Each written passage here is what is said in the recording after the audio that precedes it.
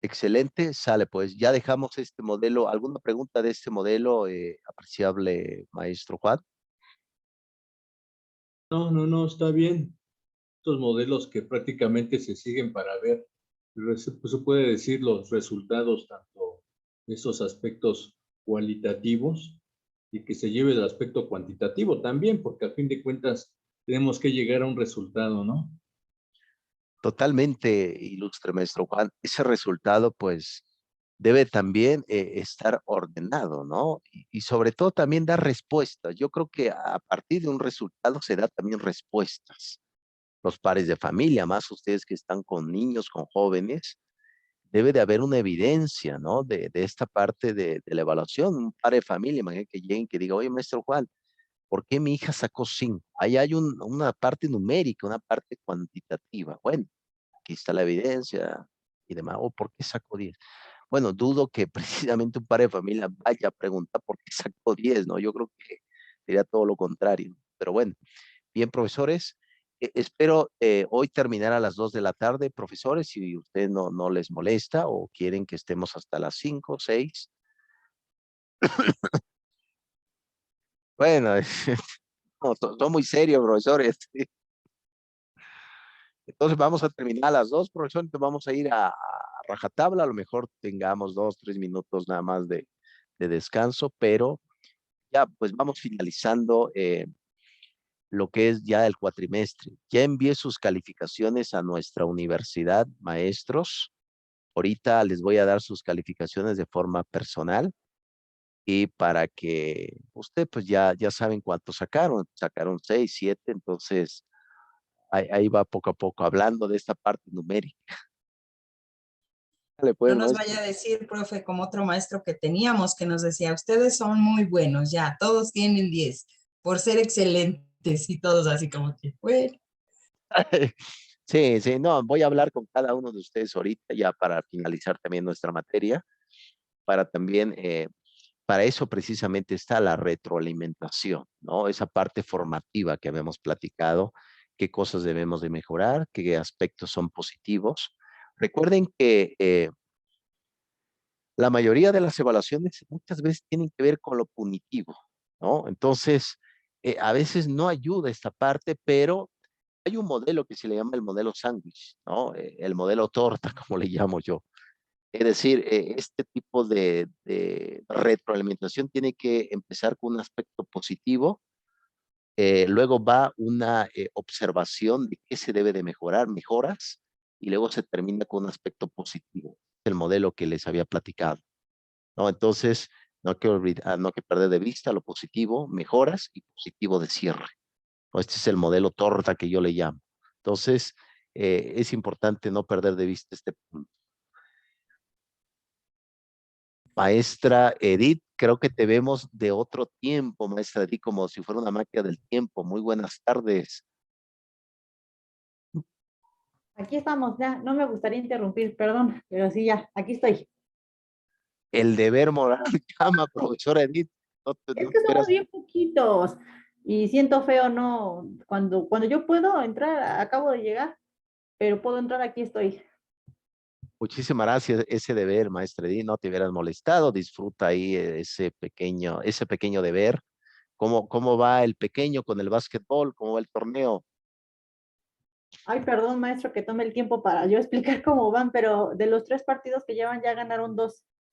Excelente, muy bien. Nada más que este último sí estuvo intenso porque el arbitraje estuvo contrario para nuestro equipo y pues los ánimos hasta se elevaron por ahí, estuvo muy bueno. Yo creo que los gritos, hubo más de un grito, ¿no, maestra Edith? Sí, casi amonestan a nuestro coach. Impresionante, sí, realmente esto suena muy interesante, ¿no? Excelente, maestra Edith, muchas gracias por estar aquí un momento. Le comentaba a tus colegas, maestros, que a las 2 nos vamos para que también ustedes organicen su tiempo, esa tertulia. Y bien, ya para que vayamos iniciando, gracias, maestra Edith. Bien, maestros, recuerden muy bien al final de cuentas siempre hay propósitos, decisiones que se deben de tomar del punto de vista de la evaluación curricular. Hay un filósofo, ustedes saben que los filósofos a veces pensamos al revés el mundo, ¿no? Entonces, esta parte precisamente del profesor Michael Scriven es doctor en filosofía. eh, Él ha pensado precisamente que a veces debemos de evaluar sin buscar precisamente el concepto de las metas. ¿Qué metas tenemos? ¿Qué metas puede tener un profesor en el aula? Que sus alumnos pasen con 10. Pero dice Michael Scriven que cuando se plantea uno esas metas, muchas veces uno se frustra más si cuando uno no lo busca. Es como un plan, por ejemplo, tenemos planes en nuestra vida, es decir, no te hagas emoción, a lo mejor no. O cuando uno va a hacer un examen para entrar a una universidad y diga, es que lo voy a pasar, no te plantees eso, simplemente hazlo, si no lo pasas, ya, pero al menos no te hagas un planteamiento de metas, tal cual riguroso. Lo que nos dice el propio Michael escribe es que vivamos la evaluación, trabajemos con los estudiantes sin preguntarnos si está logrando la meta, ya se hizo, ya todo eso genera frustración y sobre todo más si no se llega a esa conclusión, es más fuerte precisamente el conflicto. Yo creo que Michael Scriven nos deja un aprendizaje que un docente precisamente no se debe de angustiar tanto en preguntarse, ¿estarán aprendiendo los estudiantes? Simplemente trabajemos con ellos y ya se dará el momento preciso para hacer esas pequeñas preguntas ya al final del proceso de la formación curricular. Michael Scriven está muy presente ahí, ilustres maestros, no lo olviden esto. ¿Tienen alguna pregunta? El concepto sin metas, maestros. Eso simplemente es un recalentado. La 10ª sesión ya deberíamos de haberlo visto, pero me parece que ya no soy popular entre ustedes. Ya estoy cayendo la popularidad como la 4ª transformación en México. Estoy cayendo la popularidad. Espero volver a regresar. Para eso se hace precisamente la encuesta, ¿no? La famosa encuesta que viene por ahí, profesor, ya en abril. ¿Se queda el profesor o se va? ¿No? Me quedo, me voy. ¿No? Abajo, abajo, abajo. Bien, perdón por hablar estas analogías, profesores, espero que no se enojen por ahí. Bien, prosigo. Pero sí se debería de quedar, profesor. En efecto, Coincido. totalmente Vamos ilustres. a ir a votar a la universidad para que nos lo dejen otra vez. O hacemos un escrito, pero sí, se queda. Sí, Muchas sí, gracias. Muchas gracias, maestro. Me han motivado. Yo creo que a ratito voy a comer mis tacos de pastor muy feliz, alegres, con un jumbo, un jarrito de 2 litros. Bien, profesores, ya vamos terminando aquí. Vamos a entrar ya con otro profesor rápidamente. Precisamente, profesores, ¿cuál es la situación de la evaluación curricular en México en este tiempo? ¿Cuál es la circunstancia? ¿Cuál es la situación? Sin duda alguna, el regreso al aula de clases va a dar precisamente muchas brechas, tanto emocional como académicas. Totalmente el reto que ha manifestado dar clases, que va a ser otro tema cuando veamos ya a Mark Pesky, es que precisamente siempre va a haber un reto para enseñar dentro de estos tipos de plataformas, aunque la evaluación sigue siendo la misma. Cambia los métodos de aprendizaje, pero la evaluación siempre estará ahí. Y no solamente en el ámbito educativo, la evaluación está presente en nuestra vida. Por ejemplo, la maestra Edith habló de los equipos, de que están, pero viendo, al final de cuentas podemos evaluar las circunstancias. ¿Hay corrupción en el juego? No, no, podemos hacer evaluaciones. Y al final de cuentas, inclusive cuando yo voy a una tienda, evalúo, bueno, quiero comprar este tipo de productos, pero pues no tengo el capital suficiente. Estoy haciendo una pequeña evaluación para mí mismo.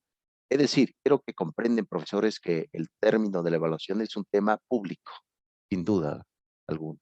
Lo empezó a utilizar las fábricas, las empresas, sí, de ahí viene, salpicó al ámbito educativo. Pero recuerden que a un propio estudiante se le ha dado también determinaciones. Propio Krotbach le llamaba clientes, activos, se le llama también activos, se llama también sujetos, etcétera. Pero al final de cuentas vemos que es el estudiante el que está presente. ¿Qué métodos vamos a utilizar? Ustedes me dirán. Diagnósticos, siempre presente, formativo o sumativo. Lo sumativo es importante también porque al final de cuentas un estudiante también pide un número, ¿no, maestro Juan? ¿Cuánto sacaste? Saqué 7, saqué 8, etcétera, ¿no? Siempre se busca un número dentro de esta perspectiva. Yo creo que también lo fundamental de todo esto es que siempre tiene supremacía la observación del profesor en el aula. Siempre observamos. Y la observación es un método científico, en efecto, es uno de los pilares del método científico, la observación. Recuerden que la observación el padre de la observación científica fue un inglés llamado Francis Bacon del siglo XVII. Él fue el creador de la deducción, el método deductivo. Es decir, un docente tiene que observar lo general, pero el método de observación no solamente ayuda en el ámbito educativo, también para nosotros. Voy en la calle, voy observando dónde paso y dónde no. Me puede salvar la vida el método de observación, por supuesto. Y ahora bien, dentro del ambiente del propio aprendizaje te das cuenta que el discurso que estás dando es aceptado, ¿no? Vean cómo a veces hay alumnos que se están durmiendo, no casi tragan al compañero de al lado, no, espérame, lo vas a tragar, cuidado con eso, por Dios. Eso precisamente va a ayudar para levantar la voz un poco. eh, el sonido de la voz es importante en toda aprendizaje y todo enseñanza. Entonces, quédense con eso, profesores. El nuevo paradigma de la evaluación curricular es el método cualitativo. Lo cuantitativo sigue siendo presente, claro que sí, pero apliquen un poco eso, profesores. A lo mejor digan, hoy, jóvenes, haré un examen oral. A ver cómo viste la materia, cómo te sientes, etcétera, ¿no? Tomar anotaciones puede ayudar en todo eso. Pero usted mira, oye, por ejemplo, tengo 50 alumnos, ¿cómo demonios voy a hacer una evaluación así de ese calibre, ¿no? También se puede aplicar la autoevaluación. Ahí también es criterio del alumno en ponerse 10 o no, ¿no? Entonces ese es el conflicto, ilustres maestros. Aprecio el esfuerzo que están haciendo el día de hoy, maestro Juan, maestra Lisbeth. ¿Qué decir, maestra Edith? Tu deber moral te llama, sin duda alguna, maestra Edith. Yo que tú estuviera ahorita pues disfrutando de estos partidos, comiendo una tlayuda que por cierto se ha vuelto muy famoso las tlayudas por ahí de un Felipe Ángeles, no quiero entrar más en detalle, ha vuelto famosísimas las tlayudas.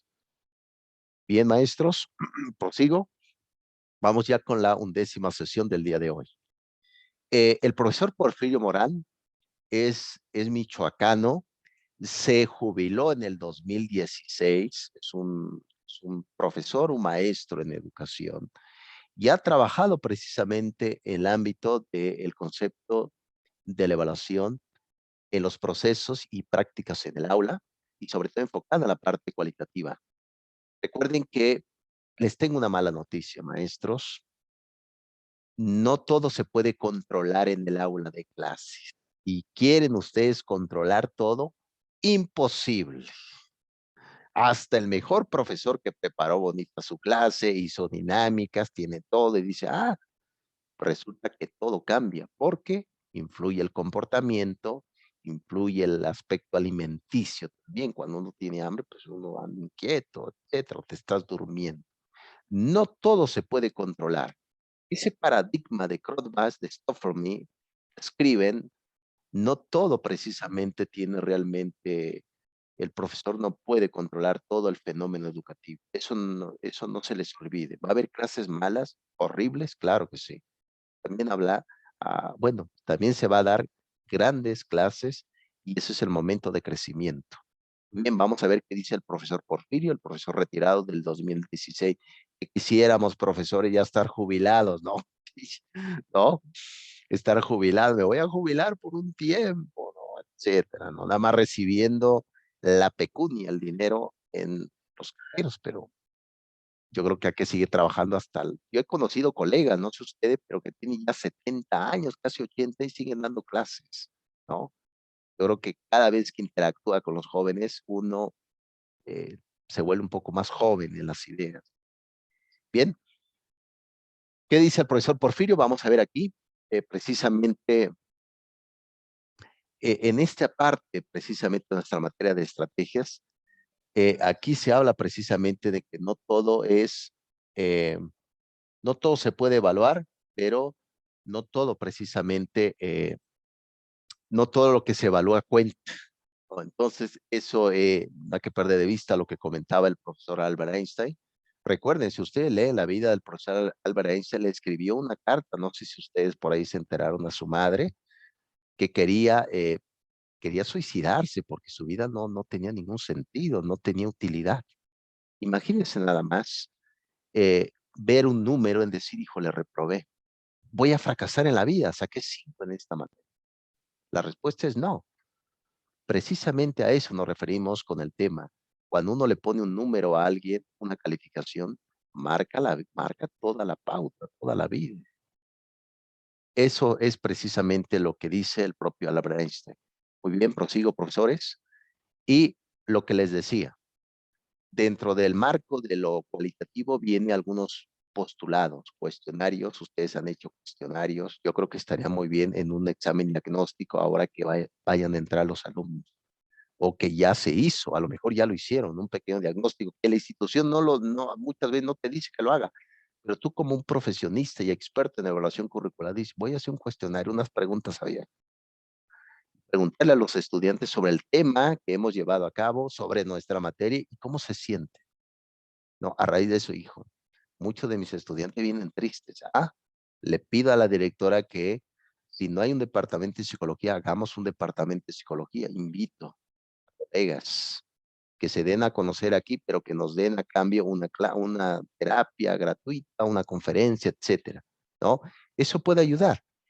Yo inclusive en su momento, yo armé un taller de música en una institución educativa porque la parte artística es importante también entre los propios estudiantes, y yo al propio docente decía, ven, da tu clase gratuita y te promocionas aquí, puedes salir chamba. Entonces, como negociar esta parte, cuestionarios, observación, ya lo habíamos platicado, y las entrevistas, tan importante en estos tiempos, ilustres maestros. Muy bien, prosigo. Tercera tesis. Aquí precisamente nos habla la parte de la orientación. Recuerden que cada vez que uno toma decisiones también debe de generar orientación por parte de los estudiantes. ¿Qué cosas no comprendiste? O a lo mejor uno se da a entender no adecuadamente. Y nos pasa como propios docentes. A veces no interpretamos bien, no explicamos adecuadamente. Una cosa es que tú sepas mucho, que hay docentes que saben mucho, y otra cosa es muy distinta tratar de explicar todo ese conocimiento. No se les olvide una orientación pedagógica, una orientación evaluativa en este punto. Muy bien, prosigo, ilustres maestros. Y aquí precisamente lo que les había comentado ya, esto ya es repetitivo, pero siempre hay que tenerlo presente. Este es la esencia de toda evaluación curricular. Y cuando hablamos de currículo, no solamente hablamos del alumno y el docente, hablamos de la institución totalmente. ¿Cómo está la institución? Hagamos una evaluación de las escuelas actualmente que están regresando al aula, tanto privadas como públicas. ¿Cómo está la escuela? Necesita pintarse, necesita arreglar las tuberías. Todo eso es una evaluación. Necesita precisamente armar, organizar, etcétera. ¿Cómo estarán todo eso? Eso es una evaluación. Si se dan cuenta, no solamente se evalúa el proceso del alumno, sino toda la institución educativa. Algo no está funcionando bien. Resulta que en esta escuela hay mucha deserción escolar. Hay que detectarle el problema. ¿De dónde viene? Resulta que la recepción está insultando a los padres de familia y se enojan, y eso no llega a la dirección. Eso es importante, evaluar todo el sistema vertical de la institución educativa. Precisamente a eso le hablamos, de toda esta parte de la formación diagnóstica, formativa y sumativa. Ustedes me dirán, profesores, ¿cuál tienen mayor simpatía de esto? Y a lo mejor diga, bueno, profesor, yo aplico todo en cada momento, ¿no? Esto es importante no perderlo de vista. Ilustres maestros. Maestra Edith, si gusta retirarte, adelante, maestra Edith, no te preocupes, aquí quedo con tus colegas. Gracias, aquí seguimos un ratito. Y maestra Edith, es que me da más angustia, ¿no? Que no estés precisamente ahí en Ay, tus deberes. no, Maestra no era Edith, mi intención, doctor, adelante. muy bien, excelente, porque íbamos a empezar la fiesta ya del fin de semana, ¿no, maestro Juan? Ya habíamos planeado, ¿no? El fiestón. Totalmente, maestro Juan, sí. Llegué a arruinar los planes, perdón. No pasa nada, maestro. No pasa nada. Muy bien, Dentro del método de observación viene unas herramientas que el docente puede utilizar. Esto ya lo saben ustedes. Vamos a revisar más adelante a detalle algunas características del método de observación que el docente puede utilizar para tomar una buena decisión en el momento de evaluar. Esta parte precisamente de la exposición ayuda, porque al final de cuentas llevas el nombre del estudiante en tu hoja, en esta hoja de control, y vas precisamente organizando a través de algunas perspectivas, algunas marcando de qué forma el estudiante va llevando a cabo lo que se le dijo y lo que se expuso, y lo vas tomando precisamente en esta lista de control. Y eso precisamente va a ayudar para que el propio docente lleve un orden de cada uno de sus estudiantes dentro del aula de clases. Siempre es importante, inclusive cuando, y eso me lo ha dicho mi esposa, cuando una directora te dice, sí, profesor, te vamos a dar clase, póngamelo por escrito. ¿Qué le parece, maestra, mi correo? Que quede por escrito. ¿Por qué? Recuerden que la memoria es importante, pero la memoria nos miente también. ¿Se acuerdan que les platiqué del concepto de la memoria? Es importante dejarlo por escrito. Ah, les prometí un punto extra. No me acuerdo. ¿No? ¿Cuándo? A lo mejor me están engañando los estudiantes. Para eso sirve. Yo creo que lo llevan este lista de control, ¿no, maestra Lisbeth? Tú me imagino que lo llevas, ¿no? Igual tus demás colegas. Sí, maestro, de hecho, ahorita que estamos en evaluaciones, bueno, nosotros apenas vamos a promediar, pero estamos en evaluaciones del segundo trimestre y sí, efectivamente tenemos que llevar nuestras listas de asistencia, listas de cotejo, rúbrica, los instrumentos de evaluación que nosotros consideramos. Por ejemplo, ahorita he llevado listas de cotejo porque se me ha hecho un poquito pesado hacerlo de las rúbricas, pero llevo listas de cotejo, llevo mis registros de tareas de los alumnos, de trabajos. Como ahorita estamos trabajando así en modalidad híbrida, hagan de cuenta que trabajamos 2 días con un equipo y otros 2 días con otro y el último día con otro. Entonces, cuando no les toca asistir, en casa realizan el trabajo, llegan al siguiente día, les revisamos ese trabajo y lo que hacemos en clase. Entonces, por eso yo estoy registrando mis actividades diarias, las tareas y también con mis listas de cotejo estoy registrando el desempeño. Y ahorita la evaluación, pues la registré así, ¿no? Tuve, como trabajábamos en Classroom, tuve ese aspecto del promedio en Classroom, el promedio de desempeño y el promedio de tareas. Entonces, ahí pues ya me arroja algo más real, porque sí estuve viendo, de hecho, ahorita que tuvimos ayer el consejo técnico, hablábamos de los aprendizajes que alcanzaron nuestros alumnos, los que tuvieron mayor dificultad, y con esas listas de cotejo, pues yo me pude guiar muy bien, ¿no? Por ejemplo, no identifican letras iniciales, ¿no? De su nombre, por decir así. Entonces ya vi más o menos qué porcentaje de alumnos y de ahí ya pude retomar qué aprendizajes pues no se han consolidado. Y sí, la verdad es que el tener los instrumentos es muy bueno porque como bien menciona, ¿no? La memoria es muy corta y entonces si un papá, ahora que ya entreguemos evaluaciones, me dice, maestra, ¿por qué mi hijo sacó 8? Ah, pues mire, es que esto sacó en desempeño, esto sacó en tareas, esto sacó en participación y esto fue en su examen. Y entonces se promedia y aquí está. E incluso a veces nos pasa, ¿no? Que el niño saca 8 y dices, bueno, es tu niño que cumple, que participa, le vamos a poner 8.5, ¿no? Le vamos a ir aumentando. Y a veces los papás dicen, pero ¿por qué sacó 8.5? Ah, a ver, vamos a promediar, sacó 8, ¿cómo ve? ¿Le dejamos su 8 o le dejamos 8.5? Entonces ya los papás dicen, no, no, maestra, así está bien. Y con lo que comentaba hace rato, ¿no? Que no, los papás no van a decir, ¿por qué sacó 10? Pero ¿qué creen que a mí sí ya me pasó una vez? Que un alumno sacó 10 y el papá me dijo, quiero que me diga por qué mi hijo sacó 10, porque yo no veo que realmente se lo merezca. Entonces, como yo siempre he tenido mis listas y todo, le dije, mire, es que trabaja así, este es su desempeño, etcétera, etcétera. Y me dijo, dices que pues yo veo que los trabajos lleva 9, lleva 8 y usted le pone 10. Le digo, sí, pero el desempeño en el aula es diferente a hacer las tareas en su casa. Yo aquí veo otras cosas. Puede ser sobresaliente en una materia y en la otra no, porque así no sucede, ¿no? Y ya el señor se quedó convencido, pero sí, incluso hasta por un 10 te preguntan, ¿eh? Entonces, sí debemos de tener el sustento bien de qué le voy a asignar al niño, porque sí hay papás que pues dicen, ay, sí está bien, te firman y se van, pero hay papás que se forman y hasta que les das la explicación completa. Entonces, a mí me ha tocado a veces que hasta con cuaderno en mano, mire, hizo esto se lo registré y ya se van convencidos, porque sí, la verdad es que la evaluación la debemos de tener muy sistemática. Yo no entiendo que hay maestros que no tienen nada, ¿eh? Hay maestros que nada más yo creo que aplican la de vive, muere, y dices, ¿cómo le hacen? ¿Quién sabe? Pero yo no, yo sí mejor me amparo en esa situación porque es complicado. Totalmente, maestra Lisbeth.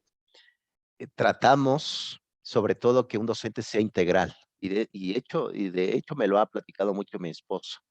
Un docente debe de hacer planeaciones didácticas, debe de llevar este tipo de herramientas de observación para que tenga un orden y precisamente cuando llegue el momento que llegará, pueda sustentar claramente por qué la calificación del estudiante, ¿no? Pero también un docente puede también sustentar su parte laboral, decirle, oye, profesora, pues ya no tiene trabajo con nosotros, pero ¿por qué? Si hago todo esto, llevo esto, he hecho esto. También es importante. Excelente apostillado, maestra Lisbeth. Adelante, maestra Edith, te escuchamos. Gracias, me gustaría hacer dos participaciones. Una en el sentido de la anécdota que tengo con las evaluaciones. En mi caso está lleno de observaciones, porque como cada niño, cada vez que participa, a veces dices, a mí me gusta que los sopecitos, ¿no? Estamos platicando, a mí me gusta tal comida, ¿no? Entonces en la siguiente clase se vuelve a retomar con ese alumno de que, como a fulano que no le gusta la sopa o que no le gusta lo picante. Cuando lo inviten a su casa, pues no le hagan cosas picantes, porque tenemos que llevar un seguimiento de la clase anterior, incluso lo que les molesta, lo que les preocupa, lo que les disgusta. Entonces, cada vez que participan mis niños, yo así como que estoy llena de observaciones porque se tiene que tomar para la siguiente clase, como eso es emocional, sí se requiere así como que una observación, no nada más de que entregó la actividad, sino también qué le puso en la actividad y cómo analizó la situación, porque se retoman en la siguiente, es como un seguimiento, no es de que tema 1.5 autoestima, si le entregó, no le entregó, si le entregó, como dice Lisbeth, si muere, no muere, si lo hizo o no lo hizo, sino que se tiene que dar un seguimiento porque es pauta para las siguientes clases. Y la siguiente participación es en relación a eso, de que a veces hay alumnos que sacan baja calificación y como que los maestros les dan un seguimiento. Pero ¿qué pasa con estos niños que sacan buena calificación? Todos los papás siempre como que en las juntas se amontonan de que ¿dónde puede mejorar mi niño, no? Para alcanzar el 10, porque digamos que es el top. Y a mí me pasó una vez que me acerqué, mi niña siempre era de 9, 10. Y yo también me acerqué y dije, bueno, pues todos se quedan, yo también, ¿no? Y le voy a preguntar, oiga, maestra, pero ¿dónde puede mejorar mi niña? ¿Qué falta? No, pues su niña está bien. Bueno, pero hay algo donde pueda yo apoyarla, ¿no? Algo se puede mejorar. No, bueno, es que en comparación con los demás, así me dijo. Y digo, bueno, es que en comparación, pues a lo mejor, pero siempre un alumno es susceptible de mejora, siempre algo podemos mejorar con ellos. Entonces yo me sentía así como que el papá se sentía como que dónde trabajo, dónde le invierto, dónde, entonces las necesidades las tenemos que detectar con nosotros como papás, pero yo creo que como Lisbeth dice, esa retroalimentación que nosotros tenemos en el aula de clases les sirve también a los padres de familia para que puedan enfocar qué es lo que a sus hijos también, dónde pueden ellos mejorar o dónde son áreas de oportunidad. Entonces estas observaciones y esta lista de cotejo es muy importante, no nada más para el aula, sino también para el padre de familia y también para la institución educativa. Totalmente, maestra Edith. No siempre precisamente tenemos un aspecto siempre vertical del aprendizaje. Va a llegar un momento que va a haber también bajas, ¿no? El alumno que sacaba buenas calificaciones, llegó un momento que empezó a decaer. Y entonces precisamente todas esas anécdotas, precisamente el registro de estas anécdotas, va a ayudar. Yo me acuerdo que el día martes el estudiante tuvo este comportamiento, lo anota el docente, ¿no? Para eso ayuda precisamente. Y hasta detectar también ciertas circunstancias que le esté pasando al estudiante con prevenir, ¿no? Decirle, oye, tu hijo tuvo este comportamiento en el aula, era raro, él siempre era empeñoso, pero ahora anda así, ¿qué pasa? Para eso precisamente ayuda, maestra Edith, Sobre todo la evaluación no solamente debe de arrojar características numéricas, sino llevar toda una gran bitácora al docente, decir, aquí tengo ya su expediente del propio estudiante. Imagínate nada más que, claro, usted lo llevan a tener, por ejemplo, 20 alumnos, 30 alumnos y llevar todo, un folder cada uno de los estudiantes que han hecho sus trabajos, llevar en un folder todo lo que han realizado, comportamientos, alguno que te llamó la atención, hizo un comentario así, lo voy a anotar, lo llevan aquí. Aquí está toda la evidencia de tu hijo, tal fecha. Eso estaría excelente, fíjese, déjeme decirle, claro, es mucha chamba y eso no te lo paga la escuela, ¿no? Pero ayuda precisamente ilustres maestros. Registrar anécdotas. Hay cosas que pasan en el aula y es necesario verificarlo, ¿no? Excelente, maestra Edith, desde las periferias. Maestra Lisbeth, te escuchamos. De hecho, nosotros en educación básica ya desde hace bastantes ciclos escolares trabajamos lo que son los portafolios de evidencia de los alumnos o en su caso las fichas descriptivas. Estas fichas por lo general se nos solicitan al cierre del ciclo escolar y ahí, bueno, anotamos las fortalezas y las áreas de oportunidad de los alumnos. Entonces, nada más que ahí sí nos comentaba nuestro director, ¿no? Deben de tener cuidado en la redacción porque hay algunos docentes que le escriben. Es que Pedrito tiene una situación de aprendizaje porque sus padres están separados y no participan. Entonces ahí, pues eso nos genera problemáticas con los padres, ¿no? Tenemos que enfocarnos más en el aspecto pedagógico de, bueno, presenta una barrera para el aprendizaje esto. Entonces sí hay que tener un poco ahí de tacto pedagógico porque sí, hay padres de familia, la verdad es que son muy complicados. A mí me sucedió hace que yo le explicaba una situación de su niña y muy, muy cerrado el señor. La verdad es que, no, pues es que tú me estás, o sea, sí, así lo dijo, es que tú me estás diciendo que mi hija esto, y es que pero señor, es que yo le estoy explicando la situación, lo que observo debido a las evaluaciones que aplicamos. No, pero es que entonces, ¿tú qué quieres decir de mi hija? O sea, son muchas complicaciones que a veces no nos entienden los padres, no sé si por su forma de pensar, por sus ideologías, etcétera, pero sí, en ese sentido, cuando nosotros hacemos un expediente y una redacción de la ficha descriptiva, sí debemos de tener mucho cuidado en eso, porque sí hay padres que lo pueden malinterpretar. Entonces, sí bajarnos al nivel y trabajarlo pues nada más en dirección pedagógica, nada más porque es lo que nos platicaba el director, es que hay maestros que ya se meten hasta con la forma de vestir de los alumnos, entonces ahí no, solo lo pedagógico. Y yo la verdad es que yo cuando hago mis fichas descriptivas me baso mucho en el plan y programas de estudio. ¿Qué alcanzamos, no? Por ejemplo, sabe contar del 1 al 30. No sé, realiza textos, no sé, expositivos, etcétera, ¿no? Todo lo que viene ahí, pero siempre enfocado, porque finalmente para nosotros, pues eso es lo que nos va a permitir elaborar un trabajo más profesional, no como antes, ¿no? Que nos ponían en la boleta, muy bien, éxito, felicidades, tú puedes, etcétera, ¿no? Ya que sea más dirigido, más puntual, para que realmente los padres digan en qué está fallando mi hijo, como decía Edith, y poderlo apoyar, que a veces no nos apoyan, pero bueno, ahí está, el trabajo está hecho. Sin duda alguna, maestra Lisbeth, gracias por este apostillado, tiene razón. Siempre dentro del marco pedagógico y dentro de las observaciones didácticas, ¿no? Hay aspectos que el docente también tiene limitaciones y no debe de entrar dentro de esas variables. Son peligrosas y no nos compete a nosotros, ¿no? Pero en lo que compete precisamente la formación del propio estudiante, eso es precisamente donde el docente debe ir armando sus puntos de vista pedagógicos. Ese desconocimiento de los padres muchas veces se debe por el gran divorcio que ha sucedido entre la escuela y la sociedad. Siempre les he dicho que la sociedad debe de estar dentro del ámbito escolar también para que se pueda cooperar. Los padres de familia tienen muchos comentarios muy interesantes que pueden contribuir para mejorar nuestra práctica docente, pero con todo este tipo de circunstancias y todas estas reformas educativas que van y vienen como si fuera esta central de aviones del Felipe Ángeles que van y vienen, precisamente así se da el concepto de la propia educación. No podemos separar el ámbito familiar del ámbito educativo, porque el discurso será distinto. El discurso que dé el propio docente será un discurso desconocido para un padre de familia, ¿no? El padre de familia llegará muchas veces agresivo al aula de clases, agresivo a una escuela. El docente es el profesional y decir, no te preocupes, lo revisamos ahorita, ¿no? Pero digan ustedes, hay alumnos que van y vienen. Yo les platiqué de un estudiante que nunca fue a la escuela. Todo se gastaba y su mamá llegó una vez y me dijo, oye, profesor, ¿por qué mi hijo reprobó? Nunca vino. ¿Cómo? Si ya pagó la colegiatura, pagó, pues se lo gastaba, ¿no? Eso es precisamente ese gran divorcio entre escuela y sociedad. No debe de suceder. Debe de estar siempre vigente lo que se pueda hacer.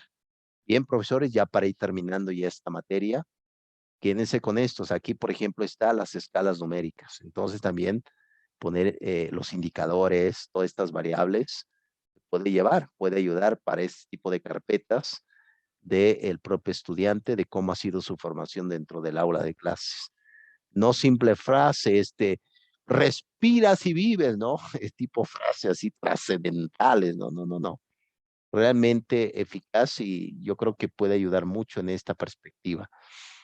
Y aquí una de estas escalas que comenta el profesor, la escala de estimación descriptiva, ¿no? Entonces, uno de esos indicadores precisamente entregado la tarea en tiempo y forma, siempre, ¿no? Siempre, siempre. Pero llega un momento que este alumno, un tal alumno X, resulta que empezó nunca a entregar tareas. Algo está pasando ahí.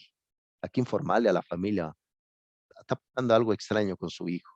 Siempre iba bien, pero ahora se está decayendo. ¿Qué pasará? Y ya los padres de familia dirán, está pasando esto. O resulta que está enamorado, resulta que X, ¿no? O está triste por el baterista de Fighter, ¿no? X, ¿no? Entonces, eso es precisamente lo que podemos comprender. Adelante, maestra Edith, ya para ir cerrando. Sí, bueno, algo que también se ve mucho en la administración, que no nada más es la escala evaluativa, sino darle una ponderación. Habrá rubros en los que nosotros vamos a dar una mayor ponderación que otros, porque a lo mejor yo tomo que la limpieza, mis niños se vean bonitos, peinaditos con el uniforme, y para mí es el 80% de la calificación, ¿no? Pero no, sino que también tenemos que ponderar cuáles son las actividades que para nosotros son más importantes. A lo mejor yo decir, pues bueno, participó, pero la creatividad 100, ¿no? Su participación fue maravillosa. Entonces, sí hace falta, bueno, mucho criterio del docente, qué es lo que quiero conseguir con cada uno de mis alumnos y también hacérselo saber, porque es lo que decimos, a lo mejor digo, hay muchas reglas en las escuelas donde los zapatos exactamente negros y ya le puse que ya no tiene disciplina o ya no, pues ya le puse ahí un tachecito, ¿no? Ya no le doy la carta de buena conducta. Pero también hay que tener criterio para saber establecer y ponderar cuáles actividades realmente tienen importancia y cuáles van a tener un valor significativo dentro de la educación del niño. No nada más asignar o ponderar nada más porque sí. Nada más, doctor. Muchísimas gracias, maestra Edith. Sin duda alguna hay cosas banales pedagógicamente que no tienen realmente importancia, ¿no? De hecho, hay un profesor de Leonard se llama, es un doctor en física cuántica y da clases con short, llega con su chancla a dar clases, ¿no? Y dirá, oye, profesor, pero da excelentes clases, ustedes me dirán, ¿no? Ustedes me dirán. Bien, profesores, tomemos un pequeño receso. Maestra Edith, ya es hora que te reveles. Tomemos un pequeño receso, ilustres maestros. Regresamos ya para cerrar. Vemos las dos materias y terminamos ahorita las dos. Ahorita nos vemos, maestros.